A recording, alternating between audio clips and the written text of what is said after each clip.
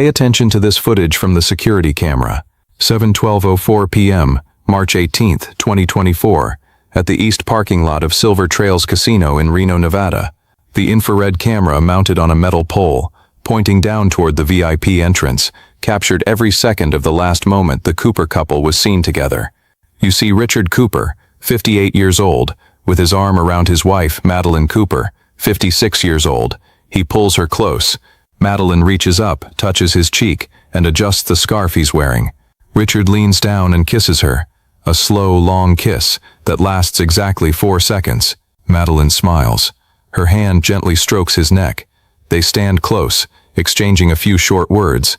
Then Richard puts his arm around her shoulder and walks her inside the casino together. This is the last time the camera sees them walking together. 11:03:17 p.m.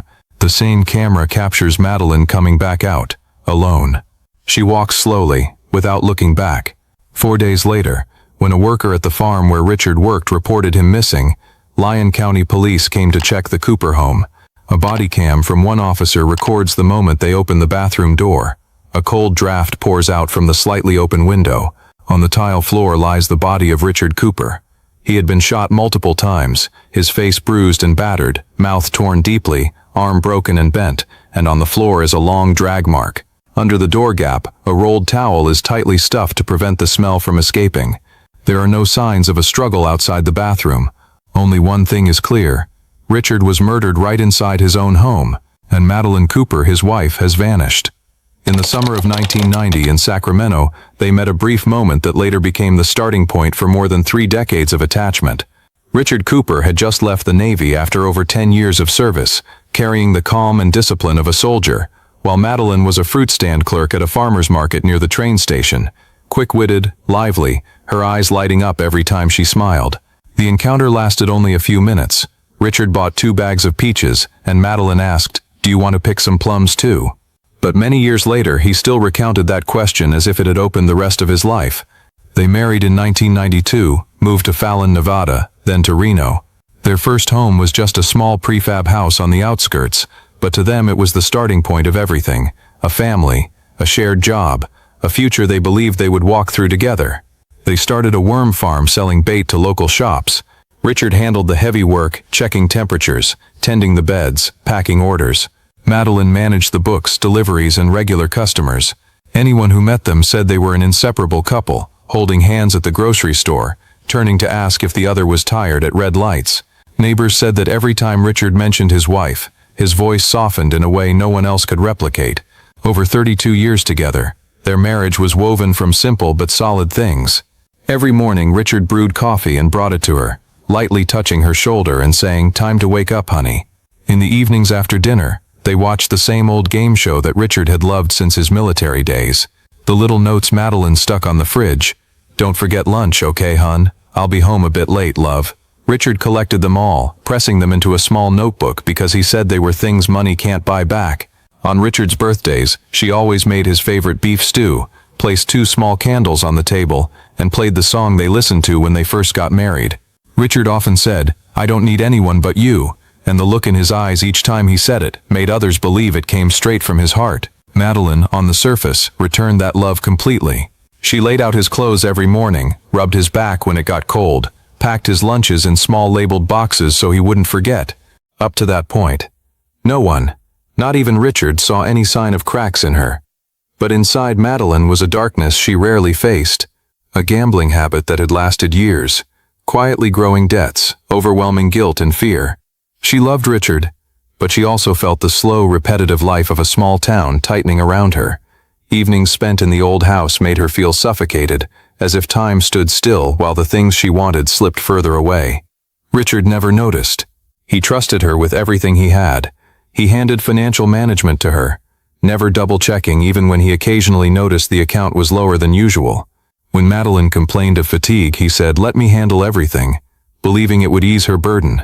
He dreamed of early retirement, buying a small boat on Lake Tahoe, taking Madeline for weekend drives, fishing together, growing old peacefully. To him, the future always included her. But for Madeline, the future became something both desired and feared. Desired because Richard loved her unconditionally, but feared because she couldn't maintain the image of the perfect wife if the truth about the debts came out. She stood between two worlds, one side the man who loved her to the core, the other the pressure she had hidden for years. And it was that deep love, that absolute trust Richard gave her, something that should have been her anchor, that instead made the coming betrayal all the more brutal. A husband who loved his wife with his entire life, completely unaware that that love was about to lead him to an unimaginable end.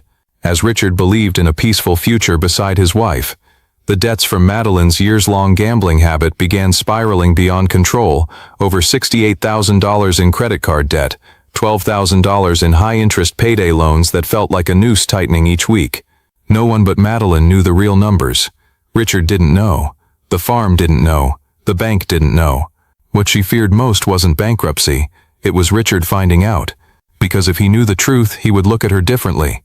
He would see a lying, secretive woman who betrayed the trust he had given fully for 3 decades. And for Madeline, losing the image of the perfect wife was more terrifying than any debt. That pressure began twisting her thinking. Just one big score, just one huge win, and everything would go back to normal. From there, secretive behaviors emerged. She took money from farm revenue, just temporary, she told herself. When shortages became too obvious, she forged Richard's signature to cover checks. When customers paid late, she deliberately hid checks in the kitchen drawer to deposit them late, hoping to scrape together some cash before Richard noticed. Every time she tried to stop, she lost more, and the spiral tightened. But Richard, who trusted his wife completely, eventually sensed something was off. Revenue in recent months didn't match the stock shipped out. He asked Madeline gently, "Maddie, is anything missing in the books? Maybe I'm mistaken." To most people, it was just a question. To Madeline, who was trying to hide everything, it was like a needle piercing the shell she had built. She snapped back more harshly than necessary. Richard froze. He had never seen his wife react like that. Small arguments began.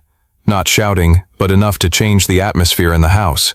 Richard tried to soothe things, but every question about finances made Madeline more panicked. Then one evening in the kitchen, when Richard gently suggested, "Maybe I should handle the joint account for a few months to take the pressure off you," to Madeline it was no longer a suggestion. It was a death sentence. If Richard took the account, he would see all the debts. If he knew the truth, the image of the kind wife she had built over 32 years would collapse in one evening. But more importantly, it would end her chance to keep gambling for the big win she believed could save her. In that very moment, fear turned to desperation. Desperation turned to anger. And from anger, a thought emerged, at first vague, but growing clearer. If Richard were gone, all the debts would disappear. I would be free. I would have money. I could start over without anyone knowing what I did. That thought began as a faint shadow in Madeline's mind. But when she looked at Richard, the man who loved her unconditionally, she felt even more trapped. The more trapped she felt, the bigger the thought grew. Until one day it was no longer just a thought, but a plan quietly taking shape, piece by piece. Once the intent became clear, Madeline began preparing the plan in a discreet and absolutely precise way. She knew she couldn't act impulsively. Every step had to be calculated like a chain with no room for error. One weekend afternoon she drove to Sparks, Nevada, stopped at a small gun shop off the highway, and chose a .22 light, low recoil, easy to control. She wrapped the gun in an old bath towel, hid it under the driver's seat, and drove home as if she'd bought something ordinary. In the following days, Madeline searched online for things no one in a stable marriage would look up. How to muffle gunshots in a bathroom, how long tile grout holds blood stains, how many hours for the smell of death to escape, how low temperatures slow body decomposition. She read it all, memorized every detail, watched so many guides she could visualize the scene in her head. The bathroom became the most logical choice. Tiled walls, small space, easy to seal odors, easy to clean. And most importantly, Richard always went in there to wash his face before bed. At night, while Richard slept, Madeline stepped into the bathroom, closed the door, and practiced wiping the tile floor with absorbent towels. She repeated the motions, folding the towel, pressing into grout lines, twisting her wrist to reduce streaks. Under the sink, she placed 3 thick towel rolls ready to stuff under the door later. In the small cabinet, she prepared rubber gloves and a can of odor eliminator spray. Nothing was out of place, everything within reach. To make the plan complete, Madeline knew she had to keep Richard completely unsuspecting. She began treating him more tenderly than usual, proactively brewing morning coffee, asking how he felt whenever he mentioned fatigue, cooking his favorites more often. When Richard said, "You've been so attentive lately," she just smiled. That change made Richard relaxed, never for a second suspecting it was a cover built to hide something else. Then one evening, Madeline suggested, "How about we go to the casino for a bit? It's been a while." To Richard, it was just a small date night like before. To Madeline, it was a crucial piece. The casino cameras needed to capture them affectionate and normal. Visual proof that nothing was wrong. Once the cover was set, Madeline focused on the hardest part, how to delay discovery of the body. She researched online how to slow decomposition by cracking the window for cooler air, stuffing towels under the door to contain the smell, staging the scene to look like a sudden struggle. She checked Richard's work schedule to pinpoint the least likely time for calls. She reviewed the house's entry points, noting when neighbors usually turned off lights. Even the drive to and from the casino was timed minute by minute to avoid any unusual gaps. Madeline also thought of leaving small details to steer the investigation toward accident or sudden break-in, like placing an item in the bathroom that looked knocked over or creating a small skid mark on the floor. Everything was arranged like a seamless chain. Madeline maintained daily life, eating dinner with Richard, watching his favorite game show, folding towels as usual. But beneath that surface, every part of the plan was coming together. The legally purchased gun, knowledge of bathroom acoustics, lessons on cleaning blood, towel rolls for the door, alibis from casino cameras, and the caring facade that ensured the victim never suspected the person right beside him. When everything was fully formed in Madeline's mind, the plan was no longer scattered ideas. It became a tight, clear, and terrifyingly calculated schedule. A chain of meticulous, cold preparations carried out by the person Richard trusted most in life. 6:02 p.m., March 18, 2024. Madeline and Richard left home like an ordinary couple heading out for the evening. Richard drove, his hand on the gear shift but occasionally reaching over to hold his wife's hand, a small habit he kept for years. The car passed rows of yellow lights along the highway, and Richard drove while telling a little story about a regular customer at the farm. Madeline nodded, smiled at the right moments, perfectly playing the role of a wife enjoying a pleasant evening. 7:12 p.m. The only camera at Silver Trails Casino captured their intimate moment, an embrace, a kiss, a few gentle gestures. No one knew that footage would become the last proof Richard was alive. Inside the casino, Richard was cheerful, while Madeline checked her watch more than usual. 9:48 p.m. Madeline said she felt a bit tired and wanted to head home early. Richard believed her immediately, saying, "Drive safe, don't rush." Madeline nodded lightly, turned away, leaving Richard to play a few more slot rounds like they usually did. But that night she wasn't going home to rest. She was going home to wait for the moment his life ended. 10:31 p.m. Richard opened the bathroom door, turned on the light, hung his jacket on the hook, and bent down to wash his face. The tile floor where he stood had been wiped dry by Madeline earlier. No drops left to cause a slip. 10:33 p.m. Madeline stepped in. The .22 hidden under her jacket was drawn in one motion. She stood behind him, pressed the barrel into the middle of his back where he couldn't see. When he heard the rustle and turned his head, she pulled the trigger. The first bullet went straight into his chest, knocking him backward, his hands slamming onto the tile. Richard tried to crawl toward the door, leaving a thick, dark drag trail from the wound. He gasped, mouth open as if to call her name, but before he could speak, Madeline stepped forward and kicked him hard in the face. The kick was strong enough to daze him, his head smacking the tile with a dry thud. The second shot fired as Richard tried to turn. The bullet lodged in his back, making his whole body convulse. One hand braced the floor, the other raised in desperate self-defense. Madeline coldly raised the gun again.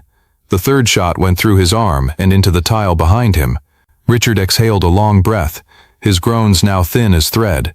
He looked at her, not with anger, but with utter incomprehension, a silent question. In that moment, Madeline stepped closer, bent down, not to check or hesitate, but to grip the gun barrel tightly and strike Richard's face repeatedly, blow after blow, hard enough to shatter bone structure, hard enough to create a scene resembling a violent struggle. Only the coldness of someone who had decided to end it all remained. When Richard lay motionless, Madeline stood still for a few seconds, breathing heavily, but her eyes terrifyingly alert. She began cleaning up as if it were just another chore. She grabbed his collar and dragged the body across the bathroom tile. The drag mark was long, dark, uneven lines showing Richard still moved weakly in his final seconds. She opened the window to let cold air in, slowing decomposition. Then she took the 3 prepared towel rolls and stuffed them tightly under the door to contain the smell. Next she wiped the blood floor, sink edges, door frame. She wiped until her hands trembled with exhaustion. But no matter how hard she tried, tiny blood traces remained in the grout marks. A forensic light would reveal in seconds later. 12:57 a.m., Madeline showered, changed into different clothes, brushed her hair, applied a touch of lipstick.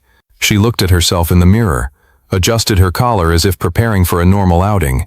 1:05 a.m., the north lobby camera at the casino captured her return, smiling at the doorman, raising a glass when she sat at the blackjack table.